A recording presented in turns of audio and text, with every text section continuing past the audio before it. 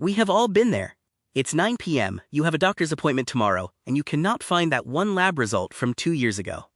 Or maybe you just got a notification from your insurance company, and the medical jargon is completely unintelligible.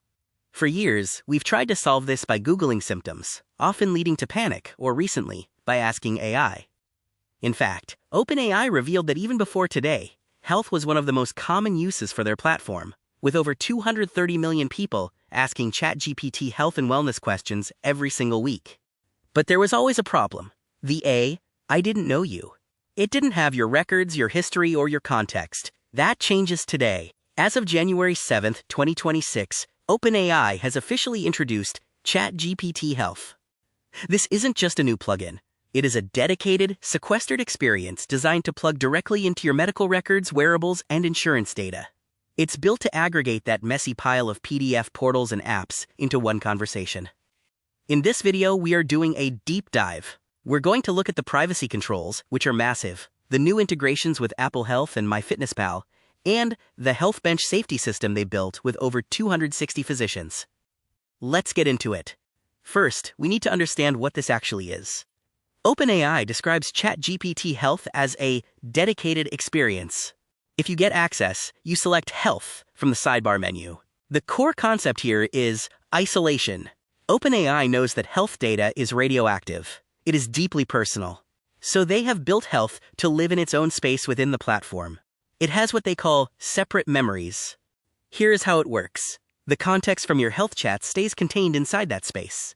If you are chatting in your normal window about a movie script or a recipe, it cannot access your medical files. However, there is a distinct flow of information.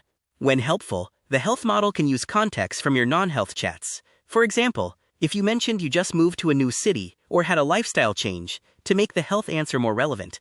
But critically, health information and memories never flow back into your non-health chats. This ensures that if you're using ChatGPT for work or creative writing, your private medical history isn't going to accidentally pop up in the output. You also retain control. You can view or delete these specific health memories at any time in the settings. This architecture is the foundation of the product, a walled garden inside the AI. Now, let's address the biggest question you probably have. Do I really want to give my medical records to an AI company? OpenAI has anticipated this hesitation. They state that the system uses, quote, purpose-built encryption and isolation, specifically for this product. This is the most important sentence in their announcement. Conversations in health are not used to train their foundation models. Unlike the standard consumer version of ChatGPT, where your chats might help teach the next GPT model, your health data is excluded from that training loop entirely.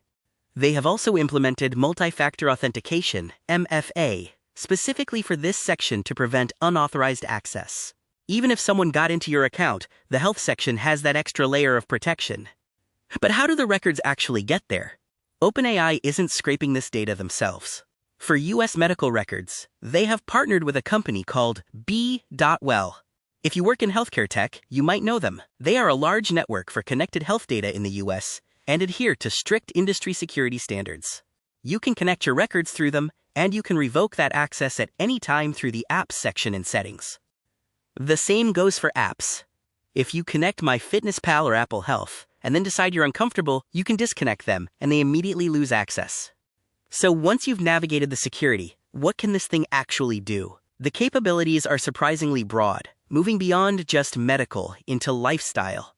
First, there is the clinical side. You can upload files directly or connect records to generate summaries. A prompt example OpenAI gives is, I have my annual physical tomorrow. What should I talk to my doctor about? It can also interpret. If you get a confusing lab result, you can ask it to explain the data in accessible language. It can even help with the administrative nightmare of insurance. Imagine asking, based on my medical history, which of these insurance plans might be best for me? That feature alone could solve hours of headaches during open enrollment. Then there is the wellness side. OpenAI has launched with a specific set of high-profile partners, Apple Health, to track movement and sleep if you're on iOS, Peloton for workout class suggestions, Weight Watchers for GLP-1 personalized meal ideas, Instacart to turn diet plans directly into shoppable lists, AllTrails to find hikes based on your fitness level. You can combine these, You could theoretically ask for a workout plan based on your Peloton history, cross-referenced with your recent knee injury from your medical records, and have the meal plan sent to Instacart. You can also add custom instructions specifically for health. If you want the AI to avoid mentioning specific sensitive topics, or change how it frames advice, you can set those rules just for this workspace. Of course, accuracy is life or death here. We've all seen AI hallucinate. So how did they validate this?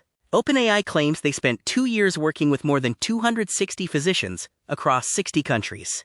These doctors didn't just look at the code. They provided feedback on model outputs over 600,000 times. To measure success, they ditched the standard pass the medical exam tests. Instead, they built a new evaluation framework called HealthBench. This uses rubrics written by actual doctors to judge the AI. They aren't just checking for facts, they are grading the AI on safety, clarity, and most importantly, appropriate escalation of care. This basically tests whether the AI knows when to stop talking and tell you to go to a doctor. OpenAI is extremely clear in their legal text. This is designed to support, not replace, medical care. It is not intended for diagnoses or treatment. So how do you get it? As of today, January 7, 2026, it is a waitlist system. They are rolling this out to a small group of early users first. Here is the catch. You need a ChatGPT free, Plus, Pro, or Team plan. Specifically, the Go plan was mentioned. But you must be outside of the UK, Switzerland, and the European Economic Area to be eligible right now. Also, the deep medical record integrations are currently available in the US only. They plan to expand access to all users on web and iOS in the coming weeks. This is a massive shift in how we interact with our own biology. It promises to organize the chaos of healthcare, but it asks for a high level of trust in return. I've joined the waitlist and will break down the real-world performance as soon as I get access. Let me know in the comments. Would you upload your medical history to ChatGPT? Thanks for watching.